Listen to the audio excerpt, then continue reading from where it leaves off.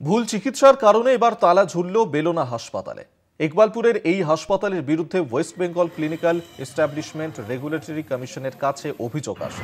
এক সন্তান সম্ভবা মহিলাকে ভুল ইনজেকশন দেওয়ার অভিযোগ ওঠে ওই হাসপাতালের এক কর্মীর বিরুদ্ধে। পরবর্তী কোনো নির্দেশ না এলেই হাসপাতালে কোনো রোগীকে ভর্তি নেওয়া হবে না বলেই খবর।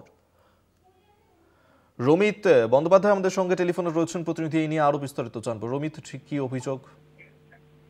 দেখো, ইকবালপুরের যে বেলোনা হসপিটাল আছে সেই হসপিটালে শোনা যায় যে একটি রোগী আসেন এবং তিনি তখন সন্তান সম্ভব প্রসব যন্ত্রণা নিয়ে সেই হাসপাতালে আসেন তিনি, এবং তাকে কিন্তু সেই হাসপাতালের যে একজন কর্মী তাকে চিকিৎসা বলে তাকে ইনজেকশন প্রেসক্রাইব করে, ওষুধ প্রেসক্রাইব করে এবং সেই ওষুধ তাকে দেওয়াও হয়।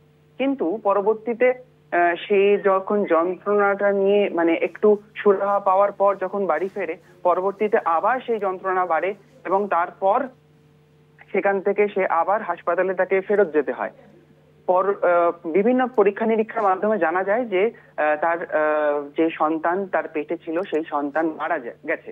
তারপরে কিন্তু সেই রোগী পরিবারের পক্ষ থেকে কমপ্লেন করা হয় এবং কমপ্লেন যে আমাদের ওয়েস্ট বেঙ্গল যে এস্টাবলিশমেন্ট রেগুলেটরি কমিশন আছে সেই ক্লিনিক্যাল এস্টাবলিশমেন্ট রেগুলেটরি কমিশনের কাছে সেই কমপ্লেন আসে সেই হাসপাতালের বিরুদ্ধে।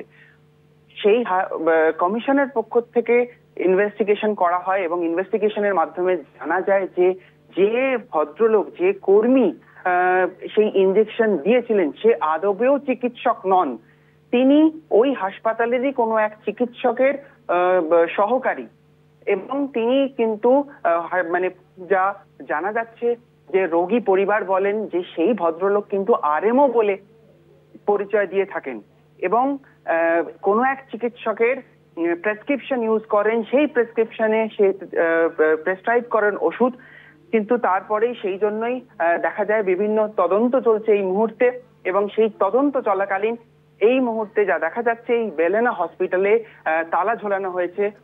নতুন কোনো এই হাসপাতাল নতুন কোনো রোগীকে ভর্তি নিতে পারবেন না বলে জানা যাচ্ছে।